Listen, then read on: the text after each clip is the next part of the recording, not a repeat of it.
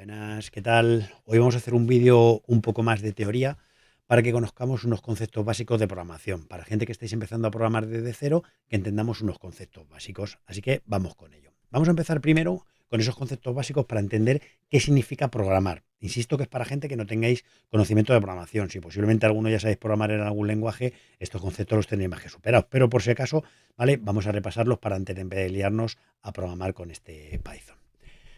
Programar es cuando le queremos decir a la computadora los pasos que tiene que hacer para resolver un problema. Es decir, qué pasos uno por uno detrás de otro tiene que hacer, ¿vale? Para resolver ese problema. Que lo hacemos escribiendo instrucciones, que es lo que se llama código o código de programación, que es un lenguaje que la máquina pueda entender. Tenéis que pensar que en programar es como cuando creamos una receta, como pongo el ejemplo en esta presentación, que por cierto, esta presentación os dejaremos un enlace en la descripción para que lo podáis descargar. Nosotros, al hacer una receta, tenemos una lista con los pasos que tenemos que hacer en esa receta. Pues eso es lo que nosotros le tenemos que decir a la hora de programar. Los pasos uno detrás de otro que queremos que haga para realizar una tarea. Claro, ¿qué es un lenguaje de programación? Vamos a entenderlo. Son pues como los diferentes idiomas que utilizamos para escribir estas instrucciones. Es decir, igual que cuando hablamos entre personas tenemos el lenguaje castellano, el inglés, el francés, etcétera, de acuerdo, tenemos diferentes lenguajes de programación.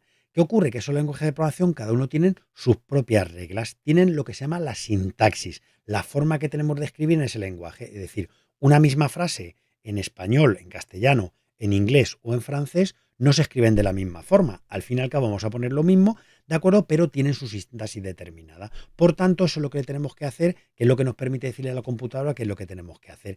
Ese lenguaje de programación que entienda qué es lo que tiene que hacer. Por ejemplo, tenemos lenguajes como Python, Java, C#, JavaScript, etcétera. Son diferentes ejemplos de lenguajes que tenemos para que entendamos. Claro, en este lenguaje de programación lo que hacemos es crear programas. Y repetimos, ¿qué es un programa? Es un conjunto de instrucciones que escribimos en un lenguaje de programación que nos sirve para resolver un programa o realizar una tarea. Esos pasos que le vamos a ir escribiendo. Por ejemplo, hacer una calculadora, un juego, un sistema de reservas, lo que sea, de coches, de aviones, de lo que corresponda. Entonces, ¿cómo entiende la computadora nuestro programa? Pues las computadoras solo entienden ese lenguaje máquina. Por tanto, para traducir nuestro código a algo que la computadora tenga que entender, necesitamos utilizar o bien intérpretes o compiladores. Son los dos elementos que vamos a utilizar para traducir ese lenguaje de programación al lenguaje máquina, que es el de ceros y unos. Con un ejemplo a ver si lo podemos entender. Vamos a imaginar que tenemos un libro escrito en un idioma que no conozco, ¿vale? Que no conoces. Es decir, yo que hablo castellano, imagino que tenemos un libro en francés y yo no tengo ni idea de francés. Entonces, para poder entenderlo, tenemos dos formas de hacerlo. La primera, con un intérprete. Es el primer ejemplo. Es lo que hacemos que una persona que conoce francés se sienta aquí a mi lado, ¿de acuerdo? Y lo que hace, en ese libro que tengo que entender, lee una frase, me la traduce de francés al castellano, me la explica y yo la entiendo, ¿vale? ¿Qué hace después? Coge la siguiente línea, la lee, la traduce, me la cuenta y yo lo entiendo. Y así sucesivamente, ¿vale? Con esto, ¿qué es lo que hacemos? Que tenemos que hacer que el proceso es muy rápido porque no tengo que esperar a que esté el libro completo traducido para entenderlo, sino que según me va dando una línea, una frase, me la lee, yo la entiendo, ¿vale? Esto lo bueno que tiene es que es mucho más rápido, pero claro, tiene un problema, ¿de acuerdo? Que si quiero leer el libro de nuevo, lo quiero leer otra vez, ¿qué tengo que hacer? Que esa persona se tiene que volver a sentar conmigo y me tiene que leer una línea, traducirla y explicarme así sucesivamente. Con lo cual hay que repetir todo el trabajo del principio. Eso sería el intérprete, la primera de las opciones. Segunda opción, en el caso de la programación, con un compilador. Que esto lo que hace que antes de leer el libro, lo que hace que el traductor, esa persona, se lleva el libro completo, ella se lo lee, me lo traduce del francés al castellano y me devuelve una copia completa traducida de todo el libro.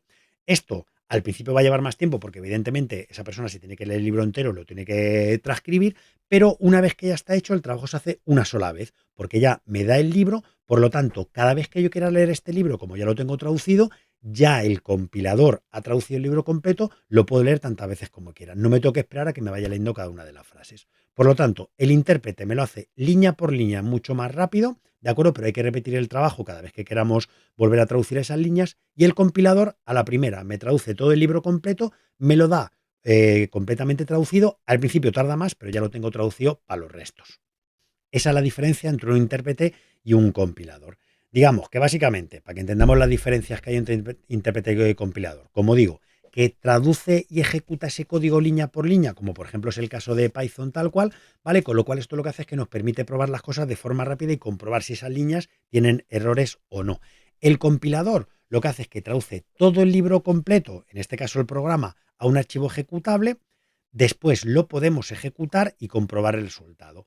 Esto lo que hace que se ejecute más rápido, pero claro, la primera vez que tiene que compilarlo va a tardar más porque tiene que traducir todo el programa completo. Llevado esto a la programación, para que lo entendamos a ver un poquito más claro, que el intérprete, que es como el que usa Python, para recapitular, traduce todo el código línea por línea al instante. Es decir, va línea por línea, escribo una línea en Python, ejecuto y me traduce esa línea. Voy a la siguiente, la traduce, voy a la siguiente y así sucesivamente. Es decir, va línea por línea. Esto es ideal para aprender porque, claro, al principio cuando queremos probar una instrucción nueva, simplemente lo que hacemos es que creamos la línea, la instrucción, la interpretamos, vemos el resultado. ¿Que está bien? Seguimos para adelante. Hago la siguiente línea, compruebo, siguiente línea y así sucesivamente. Con el compilador, al contrario, lo que hace es que como traduce todo el programa de una vez, ¿vale? Se ejecuta directamente. Es decir, como los programas que hacemos en Visual Basic, en C, en Java, en lo que sea. ¿Qué es lo que hace? Que primero hace todo el tema de traducción, compila el programa entero y cuando lo ejecuta ya lo que hago es que puedo comprobar y utilizar ese programa sin tener que volver a traducir nada más, porque ya me lo ha hecho la primera vez. Por tanto, ventajas y desventajas que tenemos de utilizar intérpretes y compiladores. Pues bien, que el intérprete, como digo, es más flexible y mucho más rápido para probar cosas nuevas y para aprender. Por lo tanto, si tengo errores en el código, lo voy a detectar muy rápido porque en el momento que ejecuto la línea veo el error y antes de pasar a la siguiente tengo que corregir esa línea. El compilador lo que hace es que detecta los errores antes de que se ejecute el programa, con lo cual, antes de que me lo compile entero, voy a ver directamente el error y para no continuar hacia adelante, corrijo ese error. Es más lento al principio porque, como decimos, tenemos que traducir el programa entero, pero lo que hace es que me va a comprobar todos los errores a la primera vez. Ejemplos de herramientas que utilizan intérpretes sin compiladores, pues el que nos ocupa, Python, el intérprete, que va línea por línea, si no decimos lo contrario, que ahora veremos, y lenguajes como C o Java tienen que utilizar compiladores. Es decir, que primero hay que convertir todo el código en un ejecutable para poder comprobarlo.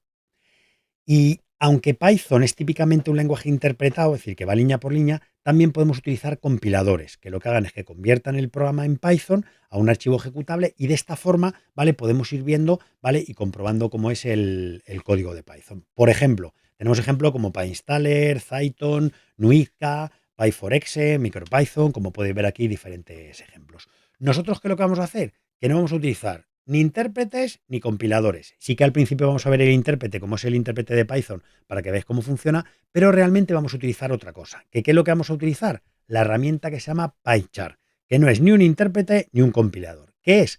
Es un IDE, un entorno de desarrollo integrado. ¿Qué es un IDE? Es una herramienta diseñada para que nos ayude a escribir ese código que puede ser para Python o cualquier lenguaje. Es decir, un IDE no solamente está el PyChart, tenéis por ejemplo el Visual Studio Code que nos sirve para Python y para otro tipo de herramientas. Y lo que hace es que nos hace mucho más cómodo trabajar, ¿vale?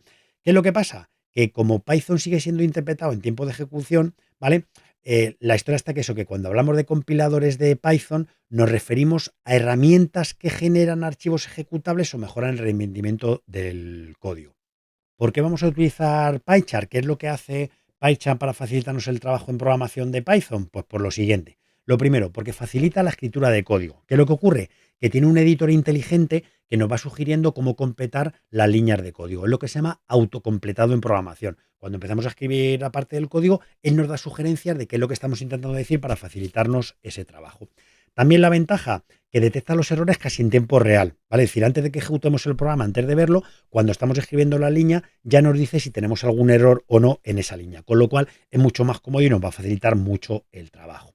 Lo bueno, que integra un intérprete también, ¿de acuerdo? A ver, PyChart no es un intérprete en sí, pero lo que hace es que se conecta con otros intérpretes. Como ya hemos visto en el vídeo que os conté, la instalación de Python, ¿vale? Podemos utilizar el propio CPython, que es el intérprete de Python, que lo vamos a utilizar dentro del PyChart, que esto ya veremos después cómo lo podemos utilizar para ejecutarlo, para probar el código y para verlo cómo lo podemos ver.